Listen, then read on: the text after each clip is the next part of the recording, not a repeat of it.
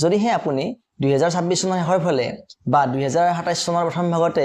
এখন কম বাজেটত ডিজেল চালিত গাড়ী ল'ম বুলি ভাবি আছে তেনেহলে আপোনাৰ এই সপোনটো পূৰণ নহবও পাৰে কাৰণ 2026 চনৰ শেষৰ ফালে বা 27 চনৰ প্ৰথম ভাগতে ভাৰতত মানে কাৰ্যকৰী হ'বলৈ গৈ আছে BS7 টেকনলজি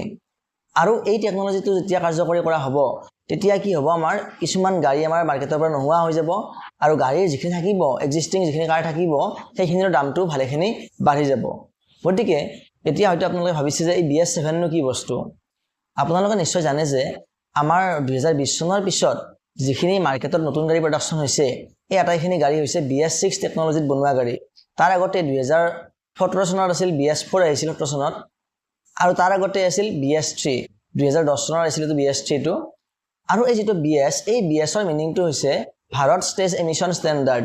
অৰ্থাৎ এখন গাড়ীয়ে কিমানখিনি পৰিমাণৰ প্ৰদূষণ কৰিব বায়ুমণ্ডলত এই বস্তুটো মানে নিৰ্ধাৰণ কৰিব BS মানে টেকনলজিটোৱে আৰু এই টেকনলজিটো প্ৰথমবাৰৰ কাৰণে আমাৰ ভাৰতত অনা হৈছিল 2000 চনত তেতিয়া ইয়াৰ নাম আছিল ইণ্ডিয়া 2000 আৰু এইটো আমাৰ ইউৰোপৰ আৰ্হিত অনা হৈছিল ইউৰোপত এইটো কোৱা হয় ইউৰো বুলি কোৱা হয় বৰ্তমান ইউৰোপত ইউৰো 7 চলি আছে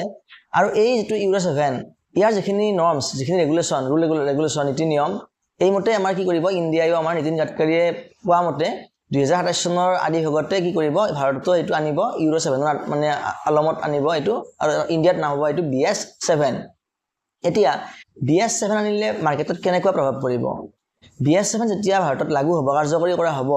তেতিয়া গাড়ীৰ বৰ্তমান যেটো প্ৰদূষণৰ মাত্ৰা ইয়াতকৈ বহুগুণে মানে কমি যাব লাগিব যদিহে কমি নাযায় তেনেহলে সেইখন গাড়ী মাৰ্কেটত বিক্ৰী কৰিব নোৱাৰিব এতিয়া ইয়াতে জানিবলগীয়া কথাটো হ'ল এইটো যে আমাৰ যিবিলাক গাড়ী এই গাড়ীবিলাকৰ প্ৰদূষণৰ মাত্ৰাটো নিয়ন্ত্ৰণ কৰে তাৰ এটা বস্তু আছে গাড়ীখনত সেইটোৰ নাম হৈছে কেটালাইটিক কনভাৰ্টাৰ এই যেটো কেটালাইটিক কনভাৰ্টাৰ এইটো এটা বহুত কষ্টলি বস্তু হয় ইয়াৰ বহুত দাম হয় এই কেটালাইটিক কনভাৰ্টাৰটোৰ কাম হ'ল যেতিয়া এখন গাড়ী মানে আমাৰ ষ্টাৰ্ট হয় বা ৰানিঙত থাকে তেতিয়া গাড়ীখনে বহুত বিপদজনক মানে কি কৰে ধোঁৱা নিৰ্গত কৰে আৰু এই ধোঁৱাবোৰ সেই কেটালাইটিক কনভাৰ্টাৰৰ মাজেৰে পাৰ হৈ আহোতে তাত কি হয় ধোঁৱাবোৰ ৰিফাইন হৈ যায় আৰু সেই ভয়ানক গেছবিলাক কিছু পৰিমাণে কম বিপদজনক গেছলৈ মানে ৰূপান্তৰিত হয় আৰু বায়ুমণ্ডললৈকে কি হয় নিৰ্গত হৈ যায় এতিয়া এই BS7 টেকনলজিত কি কৰা হৈছে এই যেটো মানে প্ৰদূষিত গেছৰ মাত্ৰাটো এই মাত্ৰাটো আগতকৈ আৰু কমোৱা হৈছে এটো এনেকুৱা ধৰণৰ যে যেতিয়া আমাৰ BS4 চলি আছিল তেতিয়া BS4 টেকনলজিত আমাৰ যেটো বিপদজনক গেছ বুলি গণ্য কৰা হয় নাইট্ৰজেন অক্সাইড এই নাইট্ৰজেন অক্সাইড গেছটো প্ৰতি কিলোমিটাৰত 80 মিলিগ্ৰাম পৰ্যন্ত মানে এৰিবলৈ অনুমতি আছিল কিন্তু সেই একে বস্তুখিনিয়ে BS6 টেকনলজিত কি হৈ গৈছিল 60 মিলিগ্ৰামলৈকে কমাব লগা হৈছিল মানে গাড়ী এখন যদি 60 মিলিগ্ৰামতকৈ ওপৰত মানে প্ৰতি কিলোমিটাৰত নাইট্ৰজেন অক্সাইড গেছ এৰি দিয়ে তেনেহলে এইখন গাড়ী অনুপযুক্ত বুলি বিবেচনা কৰা হৈছিল আৰু এই যে 20 মিলিগ্ৰামৰ যেটো পাৰ্থক্য আহি গ'ল যে 80 মিলিগ্ৰামৰ পৰা 60 মিলিগ্ৰামত আহি গ'ল এই 20 মিলিগ্ৰাম কমাবলৈ গাড়ী কোম্পানীসমূহে বহুত ডাঙৰ এটা মানে পৰিৱৰ্তন আনিব লগা আছিল ইঞ্জিনসমূহত যাৰ ফলত গাড়ীৰ দামবিলাক বাঢ়ি গৈছিল আৰু কি হৈছিল মাৰ্কেটৰ পৰা কিছুমান মানে ডিজেল গাড়ী নোহোৱা হৈ গৈছিল কাৰণ কিয় ডিজেল গাড়ীৰ ক্ষেত্ৰত এই যেটো লিমিট এই লিমিটটো ইমানে বেছি কমি গৈছিল যে ডিজেল ইঞ্জিনসমূহে এইটো মানে মোকাবিলা কৰিব পৰা নাছিল BS4 টেকনলজিত থাকতে ডিজেল ইঞ্জিনসমূহে 250 মিলিগ্ৰাম পৰ্যন্ত প্ৰতি কিলোমিটাৰত মানে গেছ এৰিব পাৰিছিল কিন্তু এতিয়া BS6 ৰ এটো মাত্ৰ 80 মিলিগ্ৰাম গতিকে ইমানখিনি ডিফাৰেন্স আহি গৈছে আৰু ইমানখিনি ডিফাৰেন্স মানে বহুতখিনি কোম্পানী হ্যান্ডেল কৰিব পৰা নাছিল বা হ্যান্ডেল কৰিলেও গাড়ীৰ দামটো বহুতখিনি বাঢ়ি গৈছিল যাৰ কাৰণে তেনেকুৱা এটা কম ৰেঞ্জৰ ডিজেল গাড়ীবিলাক মানে মাৰ্কেটত বিক্ৰী কৰাটো অসম্ভৱ হৈ পৰিছিল গতিকে ভালেখিনি গাড়ী কোম্পানী মানে ডিজেল গাড়ী বনোৱা বন্ধ কৰি দিছিল যেনে আমাৰ মাৰুতি সুজুকিয়ে ডিজেল ইঞ্জিন বনোৱা বন্ধ কৰি দিছিল কাৰণ তেওঁলোকে মাৰ্কেটত সেইটো ৰেটত মানে গাড়ী দিবই নোৱাৰে যেটো ৰেটত দিলেহে মানে গ্ৰাহকে ক্ৰয় কৰিব পাৰিব আৰু লগতে BS6 ষ্টেণ্ডাৰ্ডটো মানে মিট হ'ব সেইটো মতে কামটো কৰিব পাৰিব এতিয়া BS7 আনিলে কি হ'ব BS7 আনিলে মানে ইমানখিনি মানে আৰু কমাব লাগিব প্ৰদূষণৰ মাত্ৰাটো